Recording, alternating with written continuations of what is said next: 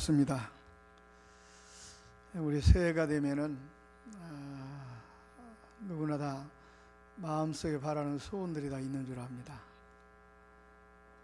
근데 이 소원이라고 하는 것은 우리가 돈 주고 살 수 있는 것도 아니고 어떤 기교로 찍어낼 수 있는 것도 아니고 또 우리가 만들어낼 수도 있는 것도 결코 아닙니다.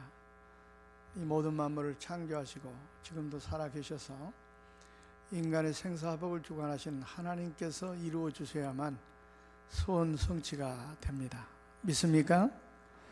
그래서 오늘은 소원 성취의 비결이라는 그런 제목을 가지고 우리 함께 생각하면서 은혜를 나누기를 원합니다. 오늘 본문 말씀에 보니까 여호와를 기뻐하라 그리하면 내 마음의 소원을 이루어 주시리라 그랬습니다. 이미 답이 나왔습니다. 우리 마음속에 바라는 크고 작은 모든 소원이 성취되는 비결은 하나님을 기쁘게 하면 기쁘게 하는 자의 마음속에 바라는 소원을 하나님께서 다 이루어 주신다 이렇게 말씀하고 있습니다. 자, 그렇다면 하나님께서 가장 기뻐하는 일이 어떤 일일까? 열심히 기도하는 것도 물론 하나님 기뻐하실 겁니다. 또 그뿐만 아니라 이렇게 하나님 앞에 나와 찬양하고 예배하는 것 하나님 기뻐하십니다. 그리고 열심히 여러분들이 가진 재능을 가지고 봉사하고 헌신하는 것도 역시 하나님 기뻐하십니다. 그런데 성경에 보니까 하나님이 가장 기뻐하는 게 있습니다. 그게 뭔지 아십니까? 누가복음 15장에 보면 이런 비유가 나오죠. 잃었던 양을 찾고 잃었던 은전을 찾고 또 잃었던 아들을 찾은 비유가 나옵니다.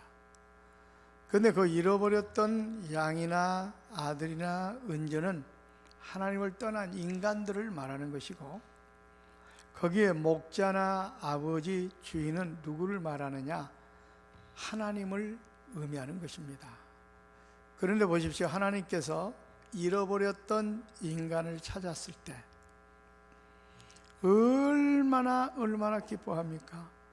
세상의 그 어떤 것과 견주할 수 없을 만큼 너무너무나 기뻐하는 모습을 거기서 발견할 수가 있습니다. 그러니까 이걸 통해서 본다면 바로 죽었던 영혼이 회개하고 하나님께 돌아오는 것을 하나님은 세상의 그 어떤 것보다 너무너무 기뻐하신다는 것을 발견할 수가 있습니다.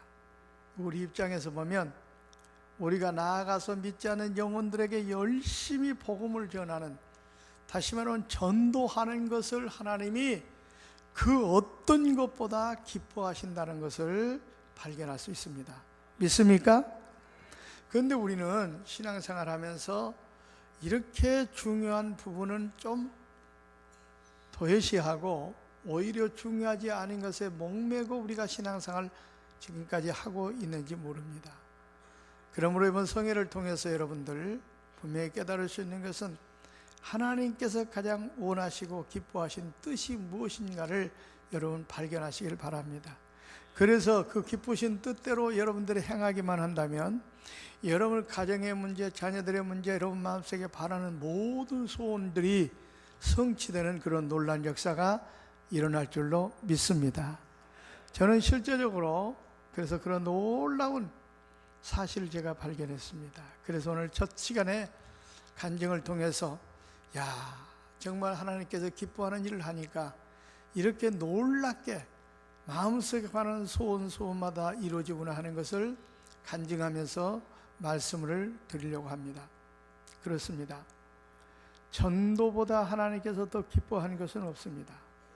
그래서 이 전도라는 것은 우리 믿는 성도라면 누구나 다 꼭 해야 될 의무사항입니다. 그런데 사람들은 이 중요한 사실을 깨닫지 못하고 있는 거예요. 요한복음 15장 16절에 뭐라고 말씀했습니까? 이렇게 너희가 나를 택한 것이 아니라 내가 너희를 택하여 세웠다고 말씀하고 있습니다. 이 말씀은 뭡니까? 내가 많고 많은 사람들 가운데 너희들을 뽑아서 하나님의 아들로 딸로 직분을 줘 너희들을 세웠다 그 말입니다. 그럼 왜 많고 많은 사람들 가운데 우리를 뽑아가지고 하나님의 아들로 딸로 삼아주시고 우리에게 직분을 주셨느냐? 요한복음 15장 16절은 계속해서 이렇게 말합니다. 열매를 맺도록 하기 위해서라고 말하고 있습니다. 여기서 말하는 열매는 물론 성령의 9가지 열매도 포함될 줄로 생각합니다. 그러나 그 전체적인 요한복음 15장의 문맥을 볼 때 예수님께서 그 비유를 들 때 아버지는 포도농부시오 나는 포도나무요 너희는 가지다 라고 시작을 합니다. 그런 내용을 통해서 볼 때 바로 거기서 말하는 열매는 어떤 열매냐? 전도의 열매라는 것을 발견할 수가 있습니다. 그러니까 하나님께서 많고 많은 사람들 가운데 우리를 뽑아서 하나님의 아들과 딸로 삼아주신 그 첫째 목적은 전도하라고 우리를 뽑아주셨다고 하는 사실입니다. 여러분 이걸 아셔야 돼요.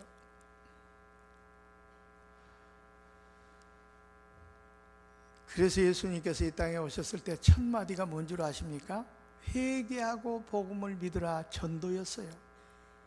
마지막 말씀이 뭔 줄 아십니까? 마지막 말씀도 역시 내 증인이 되라 전도였습니다. 또 예수님께서 왜 이 땅에 오셨다고 그랬습니까? 잃어버린 자를 찾아 구원하기 위해서 왔고 더 나아가서는 전도인의 일을 내가 감당하기 위해서 왔다고 분명히 주님의 입으로 그렇게 말씀하셨습니다. 그러니까 예수님께서 이 땅에 오신 목적도 전도하기 위해서 오셨습니다.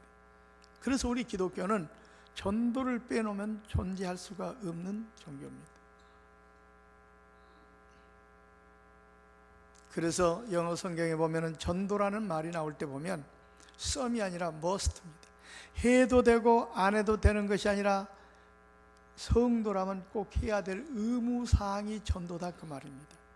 그러니까 여러분 아무리 여러분들이 교사를 열심히 봉사하고 아무리 성가들을 열심히 봉사하고 아무리 헌금을 많이 바치고 아무리 몸을 바쳐 헌신하고 봉사한다 할지라도 사실은요 믿지 않는 영혼들에 나가 복음을 전하는 전도를 하지 않는다고 한다면 그 사람은 성도로서의 의무를 다하지 않은 겁니다.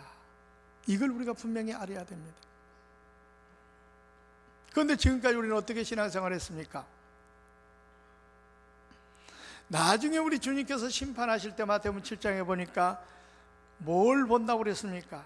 여러분 예수를 몇 년 믿었느냐? 연조를 보지 않습니다. 직분이 뭐였느냐? 이거 절대로 물어보지 않습니다.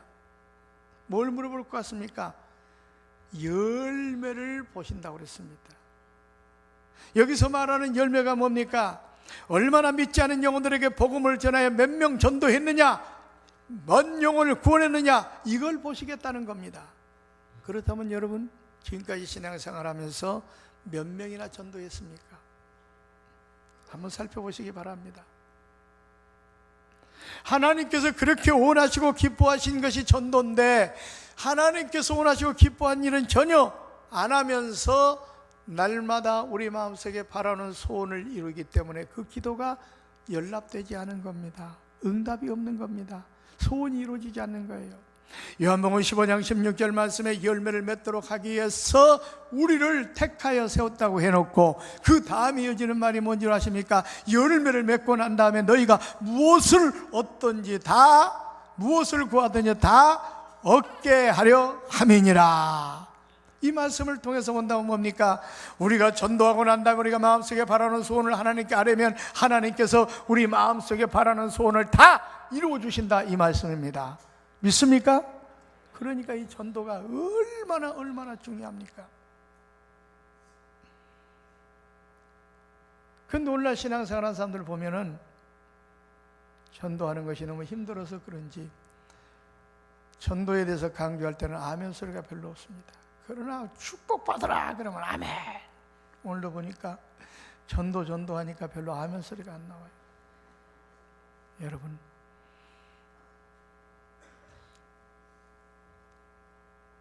전도가요 우리 주님의 지상 명령입니다. 하나님께서 가장 기뻐하는 일입니다. 그래서 전도하고 난 다음에 여러분 마음속에 바라는 소원을 아뢰면 분명히 하나님은 들어주십니다. 제가 체험한 사람입니다.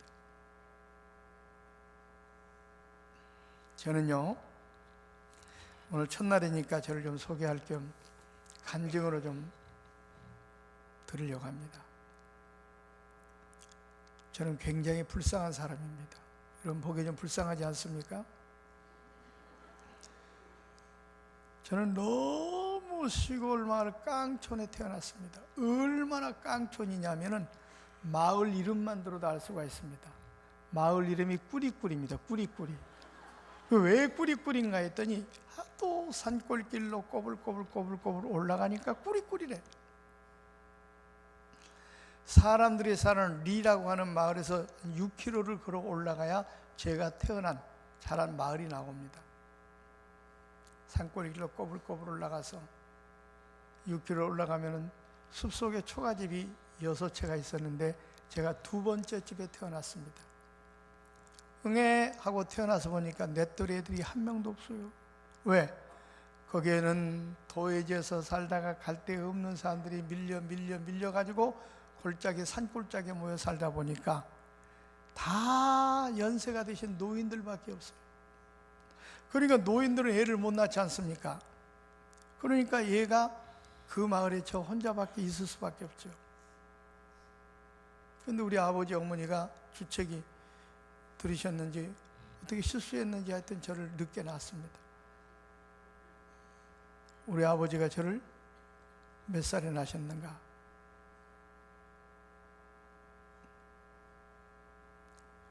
우리 어머니가 45살에 낳았고 우리 아버지하고 어머니가 나이 차이는 좀 있습니다. 그러니까 우리 아버지가 나를 60살에 낳았답니다. 비웃지 마십시오. 그러니까 이 땅에 태어나지 않아야 될 사람이 제가 태어난 겁니다. 어떻게 보면. 그러다 보니까 그 마을에는 어린이는 저밖에 없는 겁니다. 다 노인들만 사니까. 그런데 이 노인들이 저를 만드시느라고 얼마나 고생을 하셨던지 골병이 들어가지고 얼마 못 살다가 돌아가시고 말았어요. 그러니까 저는 형님수라에 살게 됐습니다. 그런데 우리 집이 얼마나 가난했는지 모릅니다. 초등학교 때 학비도 안 줘서 몇 푼 되지도 않은 학비도 안 줍니다. 그러니까요 제가 얼마나 불쌍한지 몰라요. 초등학교도 못 나왔어요. 초등학교도요 제가 얼마나 촌놈이었냐면 초등학교 6학년 1학기 때 봄 소풍을 가는데 그때 제가 사진을 처음 찍어봤습니다. 사진을 처음 찍었어요. 요즘에 카메라가 참 멋있는 게 좀 이렇게 세는 게 많이 나오지만 옛날에는 또 이 보자기 뒤집어 쓰고 찍는 사진기. 아니 근데 지금 생각 웃어요. 그 야외에 나와서 그걸 가지고 사진을 찍는 거예요. 독사진은 안 찍어줘요. 생각해 보니까 온판값이 비싸니까 단체 사진만 찍는 거예요. 친구들하고 사진을 찍었는데 처음 사진을 찍다 보니까 제가 너무너무 펌을 잡았어요. 얼마나 펌을 잡았느냐. 나중에 사진을 딱 찍고 보니까요 얼굴은 안 나왔어요. 턱만 나와서 턱만.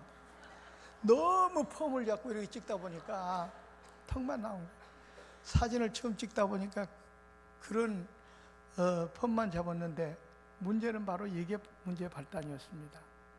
나중에 사진이 나왔는데 집에 가지고 왔는데 형님이 그걸 보고 얼마나 핍박하는지 모릅니다. 너무 자식 말이야. 응? 학비 낼 돈도 없는데 사진 찍었다고. 그래서 그날 형님한테 너무 야단 맞고 그 다음부터 학교를 안 갔습니다. 또 창피해서 갈 수가 없었어요. 그러니까 저는 초등학교도 졸업 못했어요. 얼마나 제가 불쌍합니까? 부모님 일찍 돌아가셨죠. 좋은 놈에다가 초등학교 졸업도 못했죠. 또 그뿐만 아니에요. 우리 집이 얼마나 가난하죠. 이런 불쌍한 사람이었습니다. 그런데요 지금은요 얼마나 놀라운 축복을 받았는지 몰라요. 내가 기도하는 것마다 하나님께서 다 이루어 주신 거예요. 그 왜 그러는가? 그 배경을 좀 말씀드릴게요. 그래서 저는요 그렇게 불쌍한 사람인데 초등학교 2학년 때부터 내가 전도를 받아가지고 교회를 가게 됐어요. 우리 마을에 교회 교자도 몰랐어요. 교회가 없기 때문에 아랫마을도 교회가 없어요. 그런데 한 가정이 이사를 가고 한 가정이 이사를 왔는데 그 가정이 예수 믿는 가정인 겁니다. 그런데 그 어른들인데 어린이 저를 전도하려고요 얼마나 공을 들이는지 몰라요. 맛있는 것도 해주고, 그 다음에 주일날이면 1원짜리 헌금 있잖아요. 그때는 1원짜리 헌금을 손에 쥐어주면서 교회 가자고 얼마나 꼬시는지. 그래가지고 저는요 그분들이 하도 정성을 들여서 교회를 가자고 하니까 교회를 따라갔습니다. 근데 교회를 가서 보니까 너무너무 좋아요. 왜? 좋은 놈이 되다 보니까 사람 구경도 못합니다. 산골 마을에서. 그런데 교회 가니까 내 또래 애들도 있고요, 사람들도 많이 구경할 수가 있고요. 그래서 나는 예수가 누군지도 모르고 그것 때문에 교회를 열심히 다녔어요. 교회를 막 산을 3개씩 넘어가지고 얼마나 열심히 다녔는지 몰라요. 그런데 또 문제가 생겼습니다. 몇 년 동안 교회를 다니는데 이제 우리 형님이 또 교회를 못 다니게 하는 겁니다. 주일날 교회 갔다 왔다고 막 멍둥이를 때리면서 석고리나 매지 교회 갔다고, 교회 다니지 말라고. 그런데 형님한테 맞고 나니까 얼마나 서운합니까? 왜? 부모님이 살아계시면 좀 덜 서운할 텐데 부모님도 안 계시는데 형님한테 맞고 나니까 너무 서운한 거예요. 그래서 뒷동산 올라갔습니다. 막 땅을 치며 통곡한 물기 시작했어요. 내가 이렇게 맞고 자랄 바에 서울 나가야 되겠다. 그래가지고 저는요 초등학교 6학년 다니 무작정 상경을 했습니다. 그런데 무작정 상경을 하는데 숲꾼놈 마을, 추운 마을에 살다 보니까 문화 혜택을 전혀 못 받았어요. 그때까지만 해도 열차가 어떻게 생긴지도 몰랐습니다. 기차 그러면 끼들하게 생기지만 알았어요. 그런 좋은 놈이 이제 열차를 타고 서울을 와야 되는데, 그러다 보니까 열차를 탈 때 이걸 신발을 신고 타는 건지 벗고 타는지 알 수가 있는, 그 정도로 좋은 놈이었습니다 제가. 그런데 문제는 열차를 딱 탔는데요, 이야 그렇게 신기하고 재밌을 수 없어요. 열차가 칙칙칙칙 달리는데요, 미끄러지듯 달리는데 얼마나 신기합니까? 왜? 그때까지 내가 타본 것이라고는 나무밖에 타본 적이 없는데 그런 좋은 놈이 열차를 타니까 너무 신기하잖아요. 너무 신기해가지고 이야 세상에 이런 놈은 세상보다 있구나 하고 그걸 구경 한참 칙칙하다가 밖을 내다봤더니 난리가 났어. 저 건너편에 있는 산들도 들판도 집들도 막 그냥 그 가로수 나무들도 막 뒤로 막 쏜살같이 도망을 치기 시작하는데 막 도망가는 거예요. 여러분 열차 안 타보셨어요? 열차 타면 그러잖아요. 막. 근데 그걸 시각적으로 느끼는 거지만 그걸 처음 경험하니까 얼마나 신기합니까? 그래서 너무너무 신기해가지고 이야 세상에 이런 놈은 세상보다 있구나 하고 그걸 구경하면서 서울을 향해 갑니다. 그런데 시골 아주 깡촌에서 이제 역전해서 열차를 타고 가는데 서울까지 12시간 반 걸린대요. 근데 오후 4시에 타니까 새벽 4시 반에 도착하는 열차예요. 많은 열차. 근데 중간 정도 가니까 날이 컴컴해지는 거예요. 날이 컴컴해지니까 어떡합니까? 날이 컴컴해지니까 전기불이 켜지잖아요. 날이 컴컴해지니까 전기불이 켜지는데 그때 저는 전기불을 처음 봤습니다. 왜? 이야 전기불이 쫙 켜지는데 보니까 그냥 유리관 속에 불빛이 쫙 나오는데 얼마나 신기합니까? 왜요? 그때까지는 시골에서 호롱불, 등잔불밖에 내가 본 적이 없거든요. 호롱불 얘기하니까 이 잡던 생각이 나는데 옛날에 또 시골에 이가 얼마나 많았습니까? 그래가지고 저녁만 되면 식구들로 둘러앉아가지고 등잔불 하나 딱 켜놓고 이 잡는 게 일이요. 이가 주로 어디 숨어 있습니까? 팬티 고무줄 주름진 데 숨어 있어요. 또 옛날 빤스니 옆에 바느질 자국이 있었어요. 거기 떠들어가지고 이를 잡아가지고 손톱으로 죽이면요 피가 툭툭 터지고 얼마나 재밌는지 몰라요. 이건 진짜 이를 안 잡아본 사람들은 몰라요. 너무 재밌습니다. 그런데 큰 이는 눈에 보이는데 조그만 썩가리 이 새끼는 또 보이지도 않아요. 그러면 그 지저분한 팬티를 어떻게 하는지 아십니까? 이빨로 막 자근자근 씹어가지고 잡거든요. 너무 깨끗한 척 하지 마세요. 다 옛날에 다 그렇게 살았으니까. 더 성격이 급한 사람은 어떻게 한 줄 아십니까? 옛날에는 이런 난로라는 게 없고 하룻불이라는 게, 하룻불, 숯불, 하룻불. 이 잡다가 막 성격이 급한 사람들은 막 거기다가 옷을 털면 이가 떨어져가지고 콩 볶는 소리 오도도도도도 그 냄새가요 얼마나 고소한지 몰라요. 근데 어쨌든 간에 그런 가물가물 호롱불을 보던 촌놈이 이 전기불을 처음 보니까 얼마나 신기합니까? 그래서 이야, 너무너무 신기하다. 그걸 구경하면서 서울역에 도착했습니다. 그때는 통행금지도 막 있을 그런 시기인데 서울역에 도착한데, 아유, 광장에 나가니까 사람들이 얼마나 많으냐면 버글버글 사람들이 왔다 갔다 난리요. 이야, 이게 서울이구나. 근데 나는 갈 바를 모르고 오는 겁니다. 한 발자국 광장을 걸어 나가는데 보니까 건너편에요, 그때는 서울역 건너편에 빌딩 같은 거, 대우 빌딩 이런 빌딩도 없었어요. 컴컴한데 갑자기 하늘에서 불덩어리가 떨어지는데 빨간색 불덩어리가 쫙 떨어지더니 쫙 펴져요. 저게 뭐야? 봤더니 빨간색이 사라지고 나타났다 노란색이 또 나타났다가 사라지고 파란색이 나타났다가 쫙 펴지고 또 사라지고, 아이 그러더니 병이 나타나요. 딱 서 있다가 도망을 가요. 그러더니 글씨가 나타나요. 짠짠짠짠, 코카콜라. 코카콜라를 선전하는 전광판을 촌놈이 처음 본 겁니다. 그 네온사인 간판을.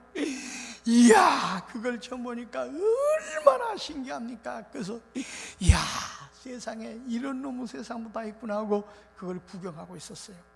근데 그때만 해도요, 서울역에 깡패들이 득실거리 세상인데 촌에서 온 촌놈이 그걸 구경하고 있는데 가만 둘 리가 있나요? 그래서 저는 엄마 아빠의 사랑을 받고 기염을 받고 한참 공부해야 될 그런 나이에 깡패들에게 붙잡혀서 끌려간 겁니다. 거기는 깡패 소굴이었습니다. 어마어마한 조직 깡패 소굴이었습니다. 갔더니 깡패 두목이 탁 저를 보고 뭐라고 그러는지 아십니까? 참 똘똘하게 생겼구나 그래요. 제가 지금 이렇게 많이 망가져서 그렇습니다만은 옛날엔 똘똘했습니다. 근데 그 말까지는 좋은데 그 다음에 하는 얘기가 손 부드러울 때 배워라 그래요. 여러분 무슨 얘기인지 아시겠어요? 소매치기 하는 것, 쓰리 하는 것을 손이 굳어지고 어른이 되면 효과가 없으니까 어릴 때 배우라 그 말이에요. 저는 그 얘기를 듣는 순간 어릴 때 배우라, 소매치기를 어릴 때 배우라, 이 말은 뭔지 아십니까? 그러니까 깡패 소굴에서도요, 이 어린이 교육이 얼마나 중요하다는 걸 알고 있었어요, 사람들. 그러니까 소매치기도 어릴 때 보여야 잘할 수 있다 그 말 아니에요? 근데 저는 그 말을 듣자마자 나는 절대로 그런 나쁜 일을 못해요, 이 말 한마디 했다가 얼마나 제가 얻어맞은 줄 아세요? 얼마나 얻어맞았던지요. 그 다음날 화장실 가서 일을 보려고 하는데 옷이 안 내려가요. 왜? 궁둥이가 터져가지고 피가 나가지고 엉겨부터 떨어지질 않는 거예요. 그렇게 맞으면서도 불구하고 나는 절대로 그런 나쁜 일을 할 수 없어요, 이렇게 말할 수 있었던 용기가 어디서 나오느냐? 어렸을 때 내가 전도를 받아서 교회를 가가지고 교회 선생님들을 통해서 배웠던 신앙교육이 있었기 때문에, 그때는 확실하게 몰랐지만 예수님을 이미 만났기 때문에 그 무섭고 끔찍한 함정에 가서도 나는 절대로 그 나쁜 일을 할 수 없습니다, 이렇게 담대하게 말할 수가 있었다 그 말입니다. 믿습니까? 그래요. 저는요 그렇게 제가 불쌍한 사람입니다. 그런데요, 거기 끌려왔으니까 뭔가 하기는 해야 되고 너무나 불안했습니다. 기도했습니다. 하나님, 나를 좀 도와주세요, 살려주세요. 그럼 그 다음날 가만히 보니까요, 거기는 깡패 소굴이니까 다 나쁜 일에 쓰리하고 뭐 폭력하고 남 등쳐먹고 피 빨아먹고 사는 사람들이 모이는 게 아닙니까? 그런데 구두 닦기 하는 팀이 있더라고요. 기도했어요. 하나님, 내가 저 구두 닦는 일은 나쁜 일 아니니까 저거 좀 해주겠어요? 왜? 지금 어차피 여기 들어왔으니까 뭔가는 해야 되는데. 그래서 하나님께 기도했습니다. 내 소원이 저겁니다. 하나님, 나 구두 닦는 일 좀 하게 해주세요. 그랬더니 하나님께서요, 그들의 마음을 하룻밤새 완전히 감동시켰는지 교회 승낙을 해주는 거예요. 그래가지고 저는요, 어린 시절에 저 서울의 한복판 무교동에서 구두 닦기 생활했습니다. 다방 앞에서. 그때 내 닉네임이 뭔지 아시면 찍새. 찍새가 뭐냐? 구두를 찍어 온다고 그래서 찍새라고 그럽니다. 다방이나 저 식당에 가가지고 어시 신발 닦으세요, 가져 날리는 거 그거였어요. 그런데 그런 생활을 한 6개월 했는데, 가구점 사장님인데, 그때는 가구점 사장님인지도 몰랐어요. 어떤 사장님이요, 저만 보면은 관심을 가지고 말도 시키고 그러더니 그분이 저를 도와줬어요. 몰래 탈출을 시켰어요. 그래서 그분을 따라가서 보니까 그분은 이런 가구를 만드는 가구점 사장님이셨어요. 그래가지고 그곳에 가가지고 몰래 숨어가지고 어린 시절에 저는 예수님도 목수일을 하셨는데 제가 목수일을 좀 했습니다. 그런데 중요한 것은 바로 그겁니다. 목수일을 하는데 우리 어머니 얼굴이 생각나지 않아요. 우리 어머니가 키가 큰지 작은지 얼굴이 잘생겼는지 못생겼는지 전혀 기억이 안 나요. 그런데 중요한 사실은 우리 어머니가 나를 무릎에 앉혀놓고 들려준 얘기는 지금까지 내 내리를 떠나지 않고 생생하게 남아 있다는 겁니다. 그게 뭔 줄 아십니까? 바로 이겁니다. 생생히 남아 있어요. 우리 어머니가 나를 무릎에 앉혀놓고 들려준 얘기가 지금 들으면 너무나 유치 잘난 얘기 같지만은 이런 얘기를 했어요. 어떤 가난한 집에 청년이 있었는데 집이 가난하니까 학교를 다닐 수도 없고 공부를 할 수도 없고 그래서 농사를 짓게 됐답니다. 그런데 이 친구는 농사를 지면서도 불구하고 다른 사람이 보다가 버린 책을 주워서 열심히 고학을 해서 공부하더니 나중에 훌륭한 사람이 됐다는 거예요. 그러면서 우리 어머니가 나를 무릎에 앉혀놓고 들린 너도 공부를 꼭 해야 된다. 공부를 꼭 해라. 이 말씀인 거예요. 공부를 꼭 해야 된다. 공부를 해라. 맞아, 나 공부해야 된다. 공부해야 된다. 그래가지고 공부를 하기 위해서 사방팔방을 알아봤습니다. 그랬더니 약을 할 수 있는 길이 생겼어요. 약. 그때 당시에. 그래서 사장님을 찾아뵙고 얘기했습니다. 내가 공부하고 싶은데 2시간 먼저 출근할 테니까 2시간 먼저 좀 퇴근 좀 시켜주십시오.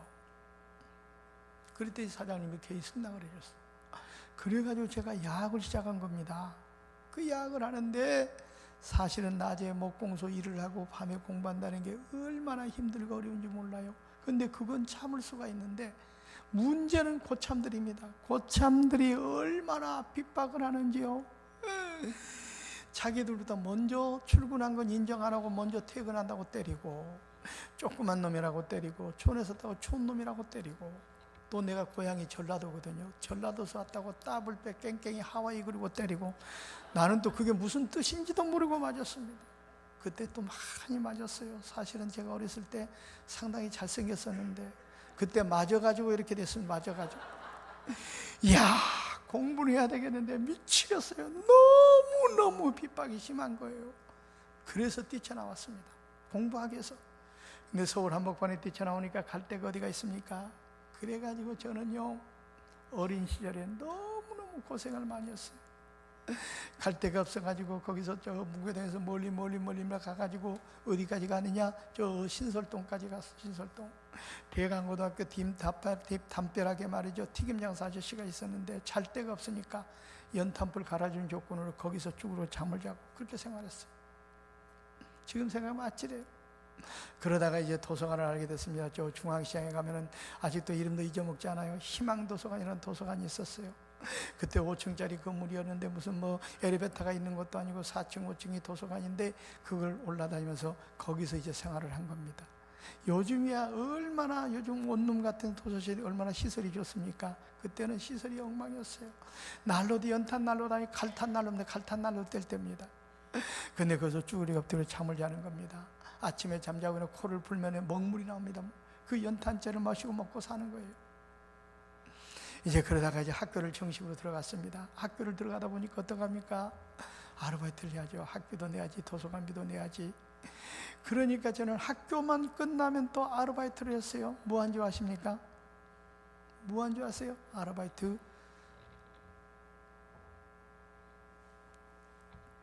저기 뭡니까? 서울 문양 앞에 가서 양말도 팔고요. 그 다음에 창춘당군에 가지고 아이스케이크 얼음과자 하드통 메고 옛날에는 하드가 아이스케이크 얼음과자라고 그래서 아이스케이크 얼음과자 하드도 팔고요. 또 방학 동안에는요 간장도 팔아봤습니다. 장충동, 금호동, 신당동, 산동이라면서 간장 사세요. 간장도 팔아봤다니까요. 그때 간장 팔 때 물 타가지고 판 적도 있었습니다. 나중에 회개했습니다. 내가. 그런데 중요한 것은 장충동 어느 교회 가가지고 몇 년 전인데 집회하면서 제가 이 간증을 했어요. 이 신라 호텔도 짓기 전에 내가 이런 데 산동네 다니면서 간장 팔았다고. 그때 간장 팔 때 물 타가지고 판 적도 있었다고 그랬어요. 그랬더니 예배 끝나고 나오는데 어떤 할머니가 따라 나오시더니 어쩐지 그때 간장 맛이 심심하더라 그래요. 제가 지금 이렇게 웃으면서 얘기하지만 그때 당시 소원이 뭔 줄 아십니까?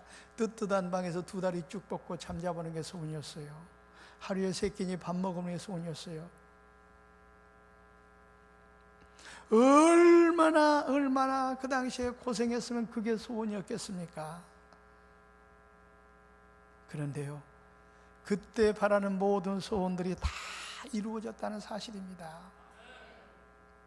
그런데 제가 그렇게 고생하면서도 불구하고 중학교를 나오고 고등학교를 나오고 대학교를 나오고 대학원을 나와 이렇게 목사가 된 거죠. 또 목사가 됐지만요, 하나님께서 얼마나 나에게 축복하신지 몰라요. 신학교를 다니면서 나는 여러 가지 플랜을 딱 짰습니다. 나는 앞으로 이런 사람이 되겠다, 이런 목사가 되겠다. 소원들을 전부 다 책상 앞에 적어놓고 기도했습니다. 근데 놀라운 사실은 그 모든 것들이 하나하나 이루어지지 않은 게 없다는 사실입니다.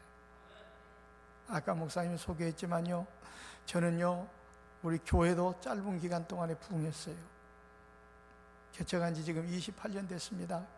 맨바닥에 헤딩했습니다. 개척했습니다. 교회도 2만여 명 되는 성도가, 재적 성도가 모이는 그런 교회로 부흥했어요. 또 그뿐만 아니에요. 또 동산정보사무로 고등학교라고 내가 그 소원이었어요. 내가 왜냐하면 어렵게 공부하다 보니까 꼭 나는 학교를 세워가지고 내가 학교에 좀 이사장이 되는 것이 소원이었는데 하나님께서 또 학교 이사장으로 딱 세워요. 지금 총신대학도 이사장도 제가 운영이사장을 하고 있습니다.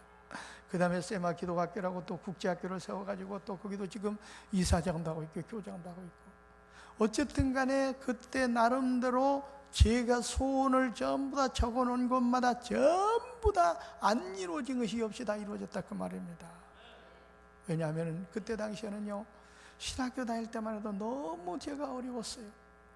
그래서 신학교 다닐 때는 너무 어렵기 때문에 좀 큰 교회 목사가 되는 게 소원이었어요. 왜냐하면 개척교회는 또 계속 어려우니까 좀 큰 교회 목사가 돼가지고 좀 이 어려움에서 좀 벗어났으면 좋겠다, 이게 소원이었어요. 신학교 다닐 때요, 너무너무 열등의식이 많았습니다. 왜? 총신을 처음에 들어가서 보니까 이야, 다른 친구들은 아버지가 목사님이고 장로님이고 학비 다 대주고 용돈 다 주고 막, 그런데 나는 누가 학비 대준 사람도 없고 용돈 준 사람도 없고, 공부라도 잘하면 장학금이라도 받을 텐데 공부도 별로 못해가지고 장학금도 못 받지. 그러니까 어떻게 학비도 내가 벌어야 되고 교사비도 내가 벌어야 돼요.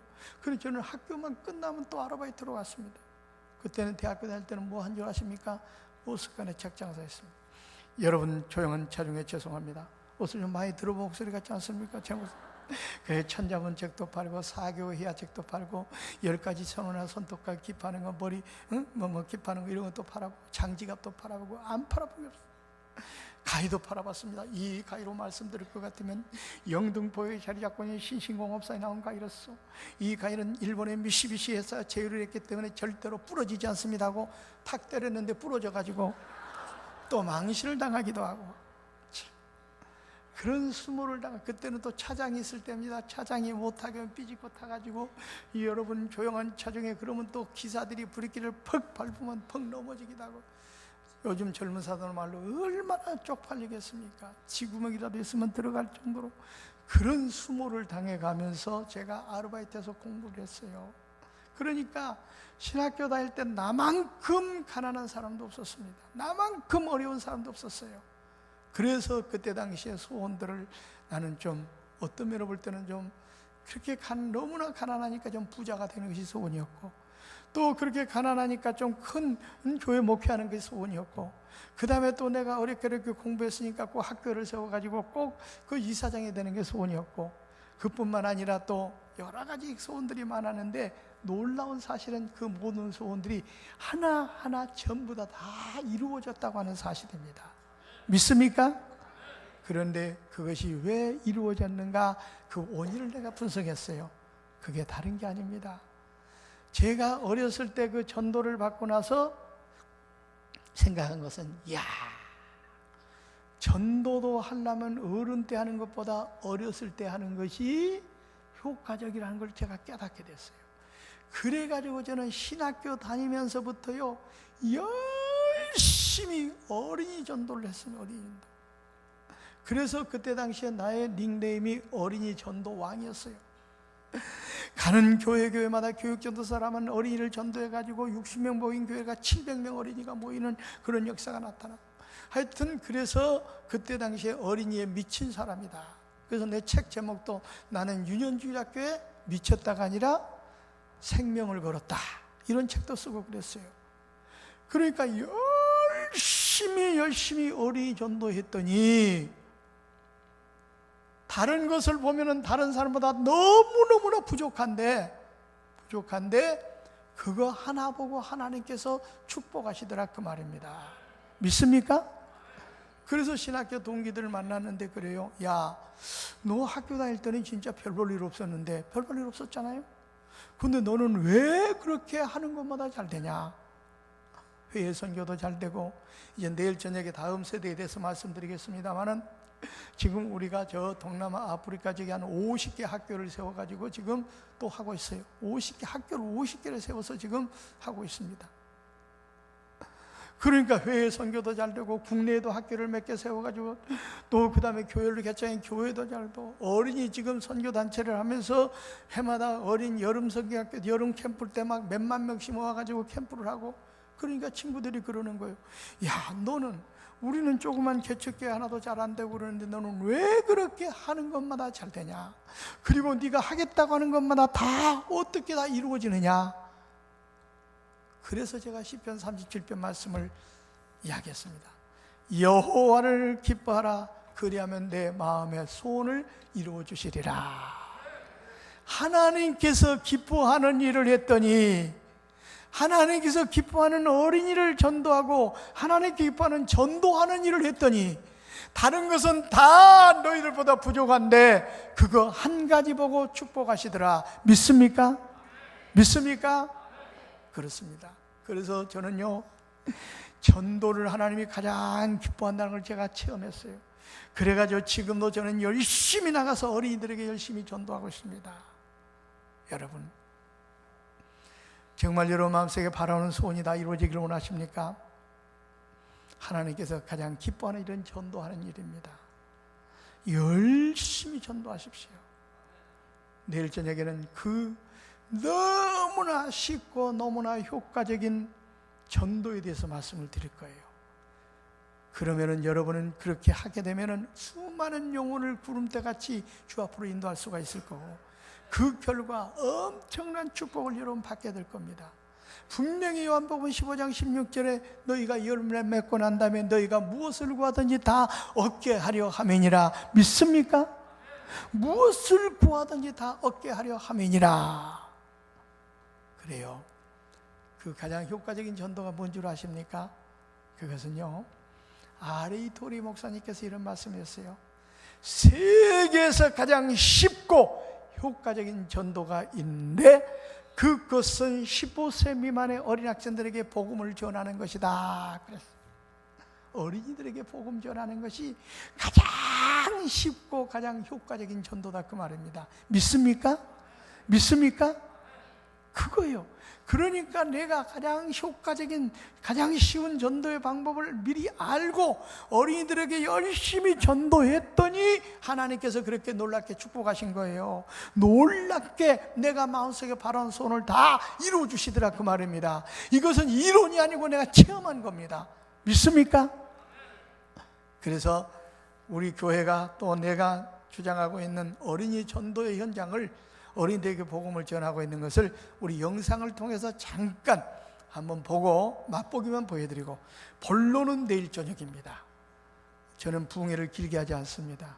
원래 3시 반, 아까 보니까 3시 한 20분부터 이렇게 시작했는데, 그래서 4시 반에는 무조건 끝내려고 합니다. 그렇기 때문에 1시간 10분, 20분 이상을 넘기지 않습니다. 왜냐하면 너무 길게 하면 또 내일 안 올 것 같아서. 그래서 짧게 짧게 굵게 합니다. 그래서 결론적으로 우리 교회에서 정말 가장 쉽고 효과적인 그 전도, 그 현장을 갖다가 영상을 통해서 한번 잠깐 보고 제가 마무리를 하고 오늘 순서를 마치려고 합니다. 그러면은 방송실에서는 지금 잠깐 영상을 한번 틀어주시면 감사하겠습니다.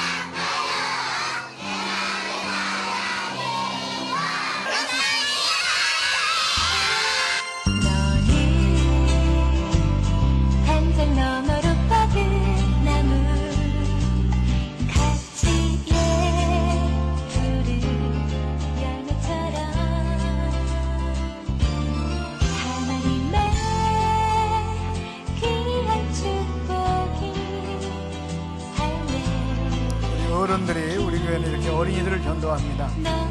애들이 구름대같이 교회로 몰려들죠.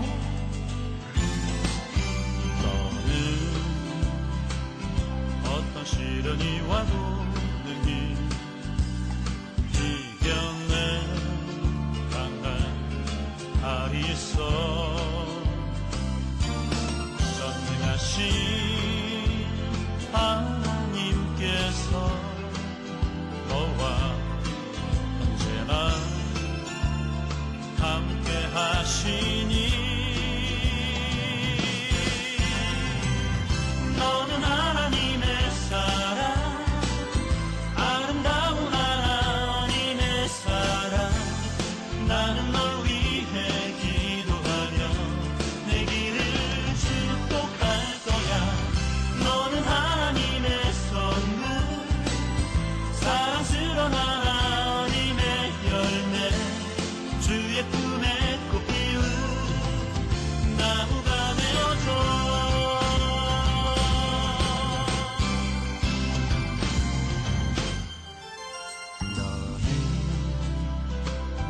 담장 너머로 뻗은 나무 가지에 공릉동에도 성전이 하나 있는데 공릉성전의 모습입니다. 꽃동산 복음축제 내 안에 예수님 있다. 예수님께서 여러분들을 초대합니다. 나눠봉과 함께 꽃동산 복음축제 한번 빠져봅시다. 안녕하세요. 77회분이 같이 움직이는 배책교 연예개표 앞복선입니다. 네, 여러분 반갑습니다. 5월 20일 꽃동산 복음축제 아직도 모르는 친구 있나요? 에? 있어? 정말 짜증 지대로다. 아무튼 5월 20일 꽃동산 복음축제 안 오는 친구들 요거 옳지 않아. 5월 20일 꽃동산 복음축제 우리 어린이 친구들 많이 놀러오세요.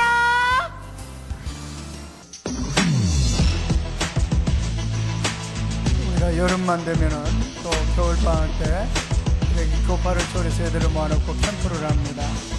여기 보면은 초등학교 학생들이 가슴을 쥐어 뜯고 통에 자복하고 수백 명이 방언의 은사를 체험하고 가지가지 또 놀라운 은사를 또 은혜를 체험하는 그런 장면입니다. 지금 초등학생들이 울며 불며 통에 자복하고 기도하는 모습을 보십시오. 처음부터 내 삶은 그의 손에 있었죠. 지금 저 설교하고 올 목사님은 우리 변규정 목사님인데 저와 평생을 어린이 사역 같이 하다가 작년에 하나님 부름을 받았습니다. 모든 생각도 내 흐르는 어렸을 때 저렇게 성령 체험하면 절대로 주님을 떠나지 않습니다. 그리고 문제는 저렇게 은혜 체험하는 애들이 친구들을 전도하고 부모들을 전도합니다. 떠나지 않죠. 내 이름 아시죠. 내 모든 생각도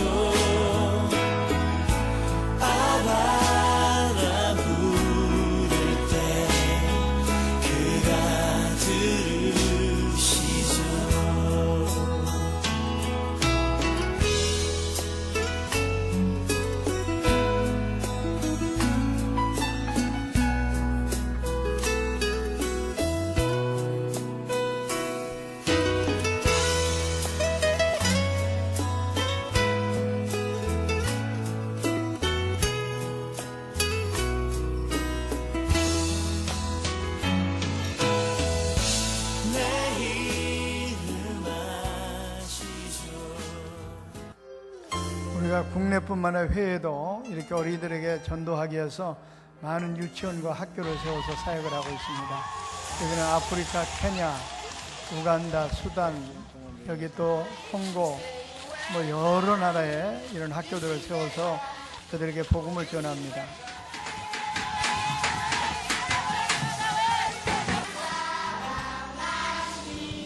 검은 대륙의 어린이들이 우리 한국말로 지금 노래하는 거 보십시오.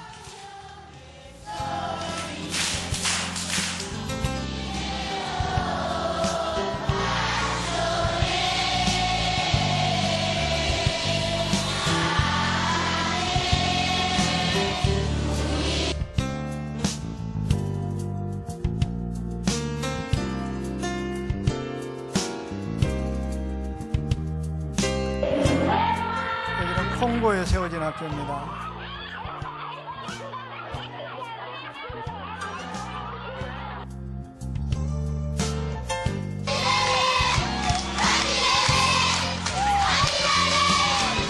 아프리카는 어린이들이 많습니다. 그래서 어린이를 대상으로 전도하니까 구름대같이 애들이 몰려들고, 그래서 1년이면 수천 명씩 우리가 전도를 합니다. 복음을 전합니다. 여기는 필리핀이고요. 필리핀에도 우리가 저기는 뭐 18개로 나오는데 지금 25개 유치원과 학교가 세워져서 사역을 하고 있습니다.